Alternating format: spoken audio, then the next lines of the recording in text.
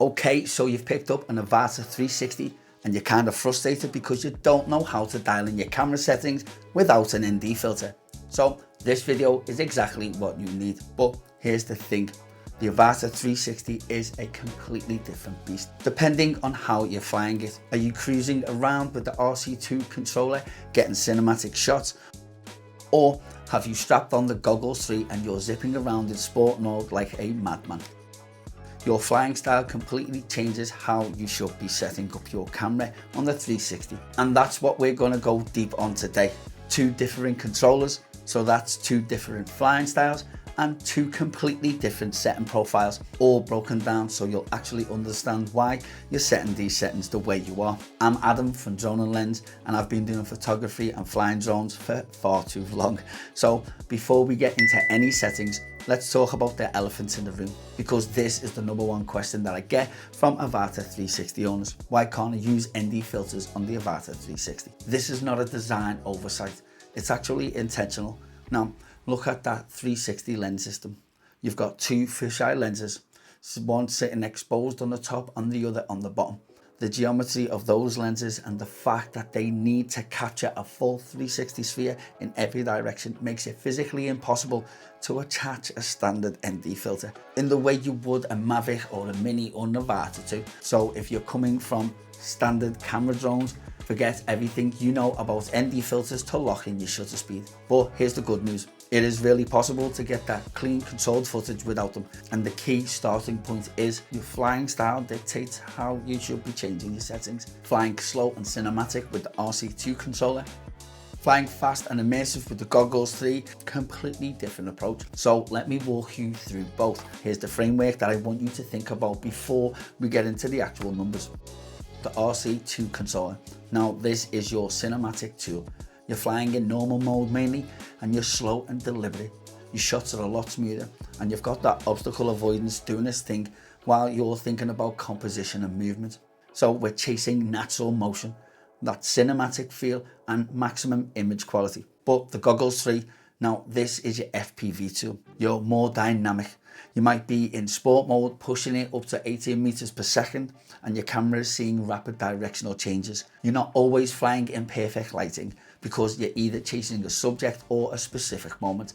Your settings need to be more flexible, more forgiving, and tuned for that faster pace. This is the same drone with the same lenses, but a completely different settings philosophy. You got it? Good. Now let's jump into mode 1.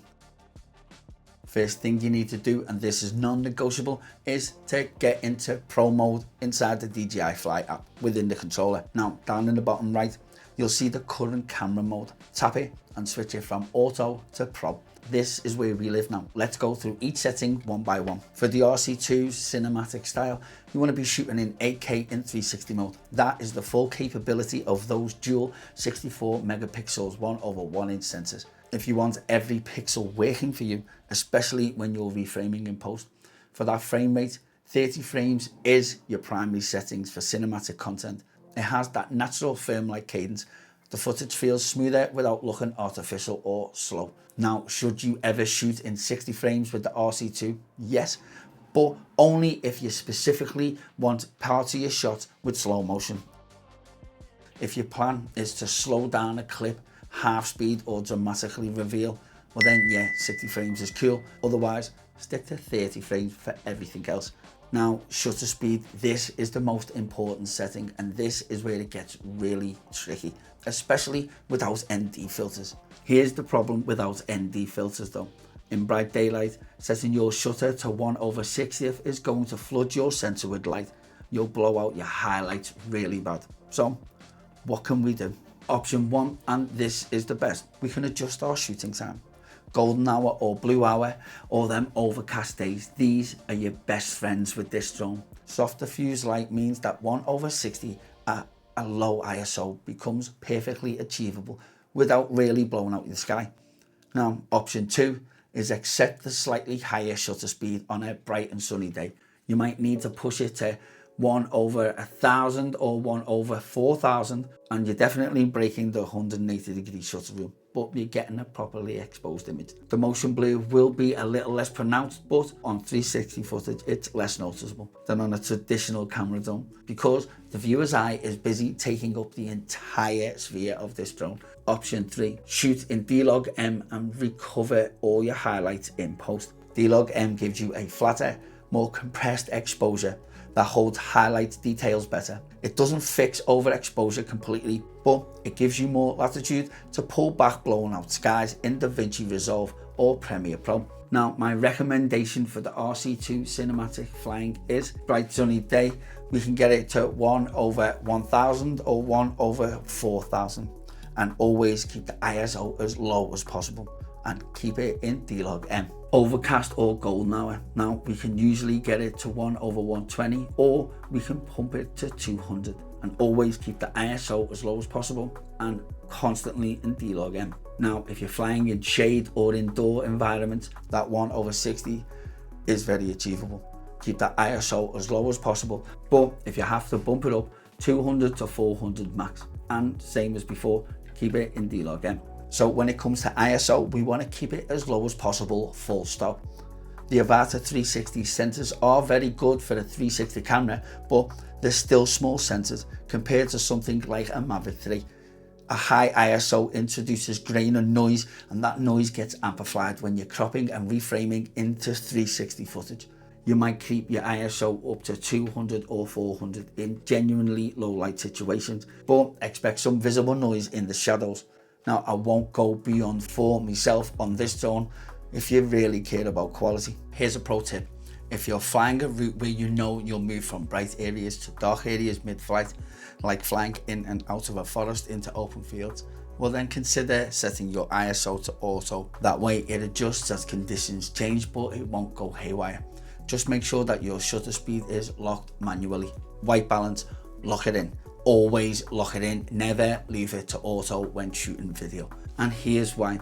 If you're on auto white balance and a cloud passes over you, or you fly from shade into the sun, well then your white balance will shift mid-clip, and that shift is very visible. In the footage, especially if you're shooting in D-Log-M, it looks absolutely terrible in the edit. So before every flight, I'd advise you to hover in position and look at the scene you're about to film, and manually set your white balance to match. Here's general guidelines to help you out. If you're flying sunny and it's a clear blue sky, well then you want your white balance to be between 5,300 and 6,000. If it's an overcast or cloudy, well then maybe bump it up to 6,000 or 6,500 for that nice little warm touch. But if it's that golden hour, I'll always set mine between 5,000 and 6,500, just for them extra warm tones. Also, color profile for the RC2. D-Log-M every single time for cinematic RC2 shooting. That means that your highlights don't blow out as fast, and your shadows retain more detail, and you have maximum flexibility when color grading in post. Also, I'd advise you to enable color assist at the same time. This overlays a properly exposed preview of your screen, so the footage doesn't look completely washed out while you're flying, but what's actually being recorded to your SD card is that beautiful flat D-Log-M file. So trust the process. D-Log-M footage looks terrible straight out of the drone, but after you grade in post, it looks absolutely incredible. If you want a recap of your RC2 settings, well then I'll leave a downloadable PDF in the description below. Now let's talk about mode 2, using a set of FPV goggles. Okay, so now we're talking about a completely different flying experience. You've got the goggles 3 on, you're in that immersive first person view, and you've got controller in hand. This is where the Avata 360 really comes alive as an FPV drone. The camera is seeing motion in every direction constantly, and that's the whole point of the 360 system. Your settings priorities change, and here's how. Resolution and frame rate. For FPV goggle flying, I actually recommend dropping from 8K to 6K in a lot of cases, especially if you're flying fast and dynamic. Now here's why. 8K at 60 frames is a massive file and a massive processing load if you're flying in sport mode. So chasing action, you probably don't need every single pixel. You need smooth, clean and well exposed footage. Now 6K gives you more than enough resolution while being absolutely manageable. So frame rate at 60 frames full stop. And I know what you're thinking, Adam, you usually tell us to fly in 30 frames, but when you're flying fast at 18 meters per second with the 360 cam, well then we need them extra frames to keep motion looking a lot smoother. Now 30 frames at a 360 cam at high speed can look a little choppy, a little stroby, and we can lose a lot of detail. So 60 frames a second will keep everything looking just a little more fluid. And here's the bonus.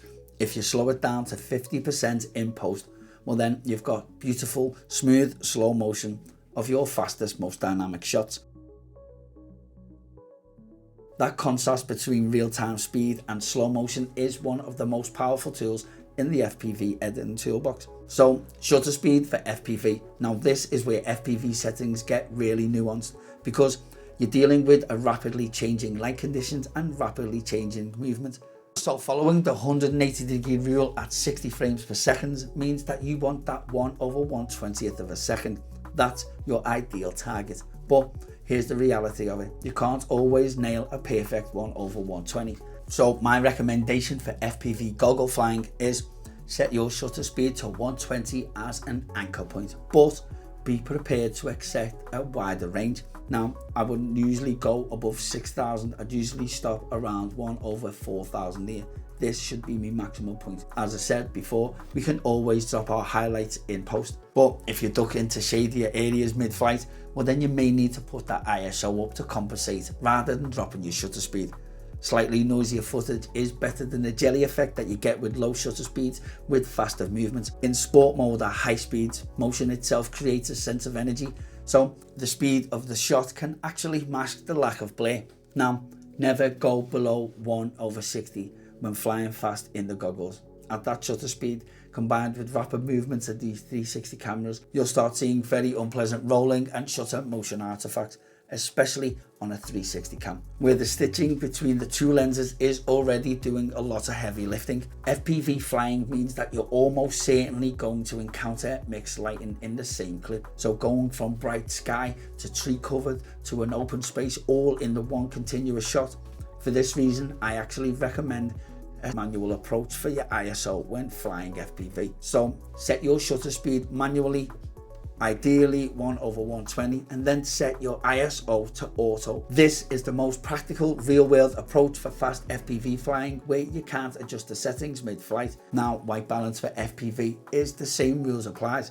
Lock it in manually, but for FPV you might be slightly less precious about it because the dynamic nature of the footage can mask small shifts between that slow cinematic move. One specific FPV tip: if you're shooting indoors or a mix of indoor and outdoor environments, like flying through a building and out the other side, set it to 5500 and accept that the indoor section will be slightly warmer. Trying to balance mixed light sources in one continuous clip is a losing battle. So pick the primary environment and accept the trade-off. Color profiling. We want to keep it that D-Log M again, unless you want to just post straight to Instagram or YouTube Shorts. So for pure FPV action content, fast dynamic publishing straight to YouTube or Instagram, you may want to keep that normal color profile. It's absolutely fine. You're not always going to be doing a deep grade in post, and that content is about the experience. Normal gives you them punchy colors right out of the box, and it looks great with minimal editing. However, if you are planning to grade your FPV footage, if it's going into a bigger cinematic edit, well then constantly shoot in D-Log M for consistency. You don't want to be trying to match D-Log M footage with normal footage in the timelines of any edit that you do. So pick one and stick with it. Here's my recommendations. If you're just doing quick social content, well then normal may suit you. Other than that, I choose D-Log M every time. So if you want a summary of the goggle settings, well then I'll leave a downloadable PDF alongside the other ones in the description below. So here are some quick post-processing tips specific to the Avata 360, especially without ND filters. Tip number 1. Apply motion blur in post if needed. If you have to shoot at a higher shutter speed, but then ideally stay below 1/4000. And on a bright day, you can apply motion blur effect in DaVinci Resolve or Adobe Premiere. It's not perfect, but it softens the footage and it makes it more watchable for cinematic content. Tip number 2 is to pull your highlights hard in D-Log M. Because you couldn't use an ND filter for exposure control, your highlights may be slightly hot, even in D-Log-M. You'll be absolutely surprised just how much detail come back into your image. Tip number 3 is to use DJI Studio for the initial 360 reframing. Then you can export it to your main editor. Now, DJI Studio handles the 360 stitch and reframe really efficiently.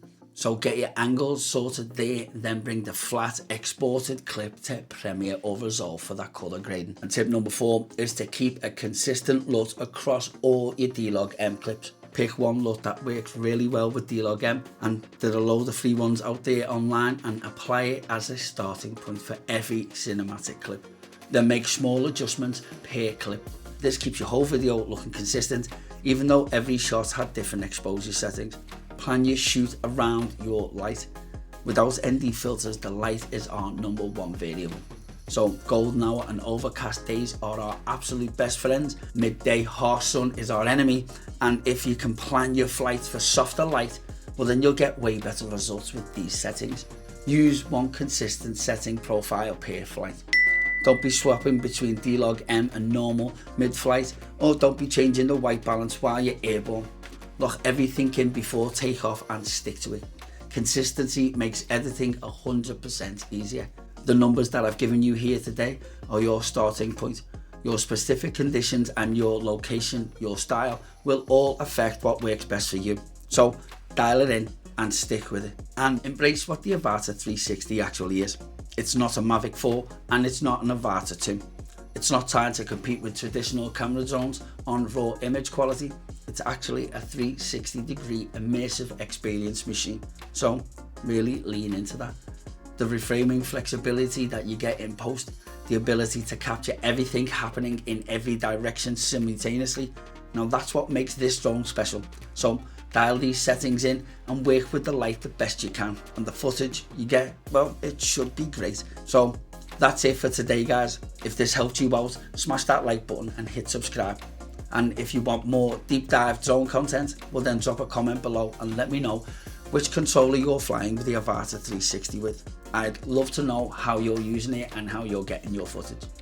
I'm Adam from Zone and Lens. You guys have been absolutely colourful, and I hope to see you all in the next video.